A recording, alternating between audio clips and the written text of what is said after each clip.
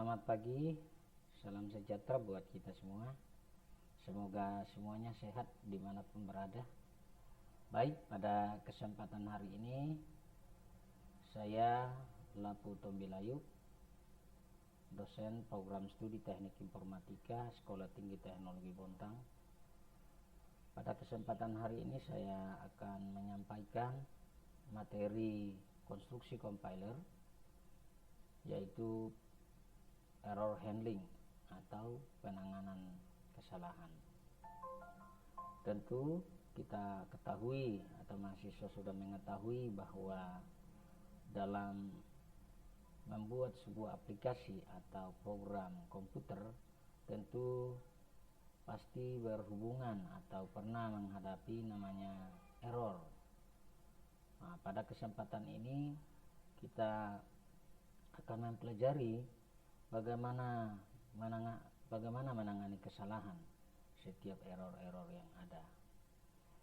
Baik, subjek error handling ada beberapa, yaitu kesalahan program, penanganan kesalahan, reaksi compiler pada kesalahan, error recovery, dan error repair. Seperti di gambar ini adalah sebuah permainan labirin di mana mencari jalan keluar itu susah atau mengetahui jalan keluarnya. Olehnya itu tentu kita harus memahami bagaimana untuk bisa keluar dari pintu ini. Baik, kesalahan program yang sering terjadi adalah yaitu pertama adalah scanner atau kesalahan leksikal.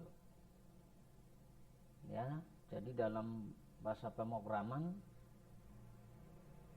sering kita mengalami yang namanya kesalahan leksikal. Contoh seperti ini, den ditulis ten atau thn. Jadi den ini maka, ya, kalau dalam bahasa pemrograman namanya ya penyeleksian. Jadi kalau saya tulis 10 atau itu 10 ya, atau kita sering memakai tahun, jadi kita singkat THN, padahal yang kita maksud adalah den. Karena mungkin kesalahan teks editornya, ya. Lalu yang kedua adalah kesalahan sintaks atau kesalahan penulisan. Contoh seperti ini, A sama dengan X tambah B, ya, dalam kurung, kali dalam kurung C tambah D balas kurung. Di sini kesalahannya adalah karena X tambah buka kurung B kali buka kurung C tambah D balas kurung.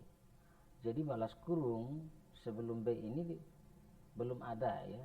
Jadi ini kesalahan di sini, sehingga kurang tutup kurung satu. Nah, kesalahan ini disebut dengan kesalahan sintaks. Kemudian kesalahan semantik. Apa itu kesalahan semantik? Sering kita bisa lihat dalam bahasa pemrograman atau error yang muncul adalah sintaks error di 1002, artinya di baris ke 1002. Type mismatch, artinya kesalahan tipe data, ya. Data is wrong type for the field. Ya, jadi numeriknya, jadi numerik yang salah. Jadi tipe datanya salah. Variabel tidak didefinisikan sebelumnya. Nah, kesalahan semantik contoh seperti ini, ya. Saya sudah mengidentifikasikan atau sudah saya masukkan di variabel sebelumnya, ya. Integer C, lalu di program utamanya saya ketik C sama dengan 1,5 kali 0,78. Ya, ini salah karena kenapa? Kesalahannya di mana? C sama dengan 1,5. kali 0,75. Kalau data ini adalah tipe datanya adalah float, sedangkan saya definisikan sebelumnya adalah integer. Integer itu adalah bilangan pula. Jadi terjadi error karena mismatch type, ya, tipe datanya salah. Atau variabel belum didefinisikan, B sama dengan B tambah 1, tetapi belum definisikan. Contoh di atas adalah integer T. Jadi saya harus definisikan sebelumnya bahwa integer B. Nah, jadi tidak didefinisikan sebelumnya. Penanganan kesalahan. Prosedur penanganan kesalahan terdiri dari mendeteksi kesalahan, melaporkan kesalahan, tindak lanjut perbaikan, kemudian yang kedua, pelaporan kesalahan yang dilakukan oleh sebuah kompilator meliputi kode kesalahan, pesan kesalahan dalam bahasa natural atau bahasa yang dipakai di bahasa program itu, kemudian nama dan atribut identifier atau pengenal, kemudian tipe-tipe yang terkait bila type checking atau checking tipe datanya, ya. Contoh seperti ini, error 162 jumlah unknown identifier. Jadi di baris ke 162 jumlah atau variabel jumlah tidak dikenali. Ini, ya. Jadi kesalahan di baris ke 162, pesan kesalahan unknown identifier atau pengenal tidak dikenal, yaitu nama identifiernya adalah jumlah. Jadi harus definisikan sebelumnya, dideklarasikan sebelumnya, ya. Kemudian reaksi kompilator pada kesalahan ada dua, yaitu reaksi yang tidak dapat diterima atau tidak melaporkan error. Ini biasa langsung komputer kita hang, ya. Jadi komputer tidak compiler tidak menemukan lagi error yang ini, tetapi ada sesuatu yang membuat dia hang. Katakanlah loopingnya kelebihan, ya. Jadi komputer berulang terus sehingga dia overload, ya. Jadi komputer atau bahasa pemrograman itu membuat dia berhenti sendiri karena udah melampaui batas. Kompilator melanjutkan proses sampai selesai, tetapi program objek yang dihasilkan salah. Kita sudah menjalankan kompilatornya, jalan, ya, dan dia sukses, compilernya sukses, tetapi hasil yang kita inginkan salah. Kesalahannya di mana? Mungkin karena kesalahan di penulisan sintaksnya yang salah, ya. Contoh misalnya A tambah B, beda itu B tambah B, ya. Beda itu kalau saya katakan A tambah dalam kurung B tambah B, itu beda, ya, hasilnya beda. Karena kalau di dalam bahasa pemrograman prioritas atau derajat daripada operator itu yang utama. Jadi kalau operator di komputer itu, ya, di bahasa pemrograman, yang mana yang dahulukan? Seperti pangkat, kali, ya, itu derajat operator. Yang derajat paling tinggi itu adalah pangkat kali bagi tambah kurang, ya. Tetapi kalau ada buka kurung dan balas kurung, itu yang diprioritaskan yang pertama. Jadi semua argumen, semua operan yang ada di dalam situ akan diproses terlebih dahulu. Jadi tergantung lagi dari operatornya, ya. Reaksi yang dapat diterima adalah reaksi yang sudah dapat dilakukan. Saat ini melaporkan kesalahan dan selanjutnya melakukan recovery atau pemulihan. Jadi dia menemukan dulu, lalu dilakukan perbaikan. Kemudian setelah dia lakukan pemulihan, perbaikan, kalau bahasa pemrograman sekarang kan sudah ada instruksi yang memberitahu kita bahwa kesalahan apakah instruksi ini perlu diganti dengan instruksi ini. Nah, biasanya itu sudah ada muncul di teks editornya di program itu ya. Jadi teks editor sekarang memberitahu kita bahwa apakah instruksinya akan diganti. Nah, ya. Misalnya kita pakai Dreamweaver ya, kalau di PHP ya akan muncul itu ya. Biasanya juga berwarna biru begitu ya. Kemudian yang kedua adalah repair, perbaikan kesalahan, lalu melanjutkan proses translasi ya, dan menghasilkan program objek yang valid ya. Jadi dilakukan perbaikan, lakukan translasi ya, kemudian itu program yang dihasilkan itu adalah program objek yang nantinya akan menghasilkan sebuah hasil. Reaksi yang belum dapat dilakukan yaitu kompilator mengoreksi kesalahan lalu menghasilkan program objek sesuai dengan yang diinginkan program.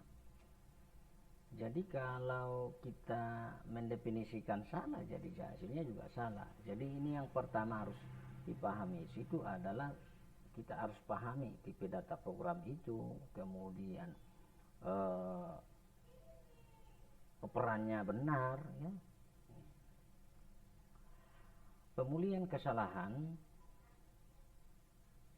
apa yang harus dilakukan? Nah, tujuannya untuk apa? Adalah mengembalikan parser ke kondisi stabil supaya bisa melanjutkan proses parsing ke proses sebelumnya ya. Strategi yang dilakukan adalah mekanisme ad hoc, kemudian yang kedua adalah syntax directed recovery, ketiga secondary error recovery, kemudian context sensitive recovery. Pemulihan ya, apa itu ad hoc? Ya ini akan kita pelajari ya. Contohnya apa itu ad hoc? Mekanisme ad hoc adalah recovery yang dilakukan tergantung dari pembuat program atau kompilator sendiri ya. Dan tidak terikat pada aturan tertentu. Cara ini bisa disebut juga special purpose atau error recovery spesial ya, sesuai permintaan si kompilator sendiri, si pembuat kompilator, si programmer sendiri ya. Kemudian syntax directed recovery, yaitu melakukan recovery berdasarkan sintaks. Contoh begini, ada program begini ya, begin A sama dengan A tambah 1, B sama dengan B tambah 1, C sama C tambah 1N. Kompilator akan mengenali sebagai dalam notasi BNF ya. Begin, ada statement, lalu in. Jadi statement A tadi sama dengan A tambah 1, statement 2B tambah 1, statement C tambah 1. Akan diperlakukan sebagai berikut ya. Kemudian pemulihan kesalahan adalah yang pertama secondary error recovery, berguna untuk melokalisir kesalahan. Caranya ada pertama adalah panic mode ya, maju terus dan mengabaikan teks sebelum sampai bertemu delimiter misalnya ya. If A sama dengan 1, kondisinya true, teks di atas terjadi kesalahan karena tidak ada instruksi then. Nah, kompilator akan maju terus sampai bertemu. Kemudian ada unit deletion, menghapus keseluruhan suatu unit sintaks, misal block, expression, statement dan sebagainya ya. Efek sama dapat sama dengan panic mode, tetapi unit deletion memelihara kebenaran sintaksis dari source program.